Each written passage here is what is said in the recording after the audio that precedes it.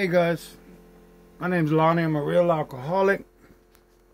And if I'm not mistaken, we left off. I was leaving Billings, Montana after a couple years of trying to get sober. And I was headed to California. I was going to meet this guy, Clancy Emerson. And I was going to make him my sponsor. Somebody had to show me how to get sober. I just wasn't having any luck. I was going to meetings every day. I had sponsors. I was reading a book. I went through the steps. I could not stay sober. So I'm traveling, and I'm still drinking at the time, right? I'm selling some stuff out of my truck and paying for gas money that way and paying for my booze that way. And next thing I notice, I see a sign that says Las Vegas, so many miles. I'm like, wow, you know, I didn't even know I was going to pass through Las Vegas. So right when I got into Vegas, man, my truck broke down. And I was like, son of a gun. So I spent a couple days in my truck in Las Vegas, not knowing what I was going to do. And I had ran out of money, so I eventually started sobering up. And I got on the payphone and I found the number for Alcoholics Anonymous. And they gave me the number for a Alano club that stayed open 24/7. And so I contacted the clubhouse. Somebody came and got me. We got my truck to the clubhouse. And I started sleeping in my truck in the parking lot at the clubhouse. And I was telling this cute little lady that worked the counter where they served coffee and chips and hot dogs. I was telling her my story about how I was headed to California because I needed a sponsor that was going to help me stay sober. So she called this old black man over. She said, Bob Allen. She said, come see. Well, Bob Allen shows up, man, and Bob Allen's a old school pimp, man. He's got those crazy eyes. I think he had the stiletto boots on with the bell bottoms. I'm not sure, but he just struck me as, when you think of the 1970s pimp, man, that was old Bob Allen, right? And so Bobby sat with me, man, and he started talking to me, and he talked about the big book, and I talked about my experiences, and he started making some sense, man. This guy obviously knew what he was talking about. And when we ended the conversation, he said, you know, son, he said, I know what your problem is. He says, you know about God, you just don't know him. He said, now, if you want to meet God, show up here tomorrow. I'm thinking to myself, well, what? I mean, he's going to pull Jesus out the closet of the clubhouse or something, you know? But there was something about him, man. There was something about his demeanor, the way he carried himself, the way he spoke with confidence, right, about sobriety and about God. So I gave him a shot. You know, I showed up the next morning, and we started going through the book. We started on the blank page. We went through the table of contents. We went through the forwards. We started going through the book every day that way. And he was pointing out some things, and he was asking me some questions, and I was getting the hang of it, man. I was really starting to see what this thing was about. I was seeing that as an alcoholic, I needed a spiritual answer to my problem. And so I continued with this guy doing that every day. I would go to the labor force place at about 3 in the morning. You had to sleep in the parking lot to get in line, so you could be one of the first ones to sign up to get out. And so I would go there. I would sleep early in the parking lot. I would go do my job all day. I would go to the clubhouse. I would meet with Bob Allen. We would go through this stuff. When it came time for steps 4 through 7, man, he invited me to his hotel room. He worked for a casino, and they comped him a hotel room. So we went to his hotel room, and we did steps 4 through 7. And let me tell you something. That was the most I want to say that was an awakening. It wasn't really a spiritual experience. This was the awakening that they talk about, where some people come into it with knowledge. It was a knowledgeable awakening about my character defects, and about how my character defects, the pride, the envy, the lust, the greed, the anger, the sloth, the gluttony, how those things, the impatience, the fear, how those things, that's what was blocking me from God. And that's what was blocking me from my relationships with other people, with my fellow human beings. And I had this eye-opening experience, like, wow, right? I had never understood this. Nobody had explained it to me. And my conception of God, how can I put it, at that time was, I had no clue. I had no clue what this conception was. And by going through the steps with Bobby, what he did with me was he showed me the God of the Big Book. And we can just leave it at that, because the Big Book gives us several conceptions of a God it's simple to understand, it's easy to comprehend, and that's all I needed to believe in to continue with these steps and to get this spiritual experience. So anyway, so we went through 4 through 7, man. And he ended up letting me stay with him in his hotel room. He had 2 beds in there. So I stayed for a while. I was glad to get off the streets, man. I was like, what's this dude doing, man? You think he would try to help me get in a hotel room or help me find a place to stay? No. He left me on the streets until I was getting through these steps. And I think that was one thing that really helped me out. And I still do that with sponsees today, man, is, you know, our living situations, yes, we got to eat and we need shelter. But if somebody's not going to go through these steps, I personally feel like we're wasting our time with them. You know, there is no situation, and I can tell you, there is no situation that a person can be in that they cannot go through these steps unless they're in the hospital and they're comatose. That's about the only way. So he finally took me off the streets, man, once I started getting through these steps. And in that time, I had met some members of his home group. And I met this lady named Helen. And Helen was an elderly lady. She had been sober since the, I don't know, late 60s. She probably had close to 30-something years in the 90s. But anyway, she had a house, and the group met at her house a couple nights a week, and she would let drunks stay with her if they had gone through the steps. So Bobby introduced me to this group, and eventually they let me move into the house, and Helen ended up becoming my sponsor. And this lady Helen had been sponsored by Clarence Snyder, who started AA group number 3.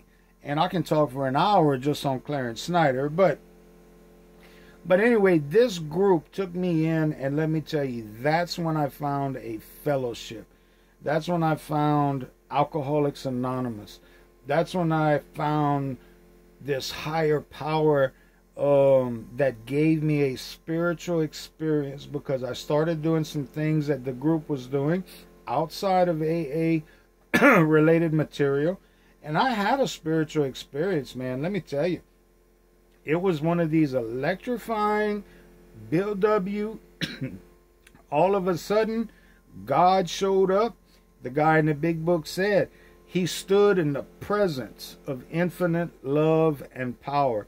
And let me tell you, when that happens to somebody, it doesn't happen to everybody. I just so happen to be one of the people it happened to. But it is powerful. You know that God showed up. You know that the spirit of the universe is making a connection. And I don't want to go through all the feelings and the things that happened, right? But let's just say, like Bill W. said, it was electrifying. It felt as a cool wind blew through the room. There were some other feelings and some other things going on, and it was just the most amazing thing I'd ever experienced my whole life. And I knew at that moment that I'd made a conscious contact with our living Creator. There was so much peace. There was so much joy. There was so much peace that a guy like me who talks all the time, I could not talk for about, 3 to 5 days. I had nothing to say. Everything was in its place. Everything was where it needed to be. There was nothing wrong. Everything was just good. And so I continued to grow, man. I started sponsoring some people. And we would take people through the steps together, man. I would get a sponsee, and Helen would sit down with both of us, and we would go through the book. And at least 2 or 3 times a week, she was taking somebody through the steps. And she would let some of us new people sit in with her until they got to a 4th step. And sometimes we sat in on the 4 steps. And so we were living this thing called Alcoholics Anonymous. And that fellowship had meant so much to me. I regret leaving. I really, really, really do. It was this, the big book talks about that there was scarce an evening that passed where somebody's home did not shelter a little gathering of men and women constantly thinking about how they could bring this to newcomers. Man, that was us. That was us. We had people who didn't live in the house, who had been through the steps that were coming there. we were just constantly looking for newcomers.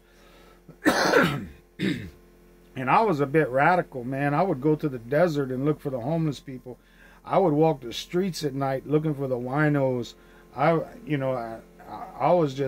didn't know that I didn't know that that's what they did back in the 30s, right?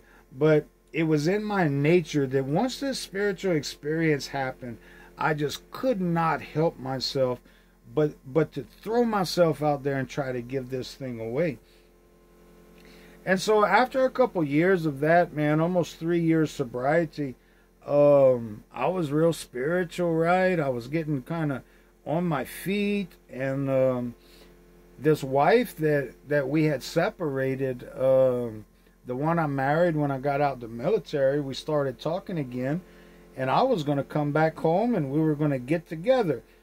And so I talked with Helen about this, I says, I think it's God's will, because I'm supposed to be married and I'm not supposed to get a divorce, and I'm gonna reunite with my wife, and Alcoholics Anonymous is so good, it's gonna bring us back together, and not only that, I was gonna carry the message that I had gotten from a sponsor who was sponsored by a writer of the big book. Man, I had got the real message of Alcoholics Anonymous, and I was going to come back home to Louisiana, and I was going to carry that message, right? And I really was. I was excited. I was pumped up. And my heart dropped because Helen looked at me, and I'm almost 3 years sober, and Helen said, Lonnie, she said, you're not ready. And I hung my head down because she had a way of talking to us where she could knock you down with a feather, right? I hung my head down, and in my heart, I just really knew that she was right. But most of the time, like us alcoholics, this instinctual, intuitive thought gets overridden by our own self-will. And my self-will was reuniting with my wife. My self-will was coming back to Louisiana and carrying this message that I had learned, that had given me this great spiritual experience. And little did I know that there were a lot of reasons why I was not ready. But I did, man. I packed up. I said my goodbyes, and I came back home to Louisiana. And it started out pretty okay. The ex-wife was coming to the house. She was sneaking out of her boyfriend's house and come and sleep with me. And I decided, well, that's not a real godly thing to do, So I backed off of this whole getting together with the ex-wife thing, and I relapsed. I had a short little relapse, and I caught my head, and I wanted to come back to AA, so I started coming back to AA. And I didn't tell nobody I had this short little relapse, okay, mind you, because I was coming back to carry a message, right? I knew the answer, and that little relapse, that was just a little slip. Well, so I started going to the AA meetings, man, and I started carrying this message, and it sounded good. I started picking up some sponsees. I made some quick friends. And it was on a Christmas Eve. I forget the year, probably around 92, close to 90, maybe it was 93. But it was a Christmas Eve, and I had a little party at my house with some AA friends, and that's when the little blonde showed up. Oh my God, she was lovely.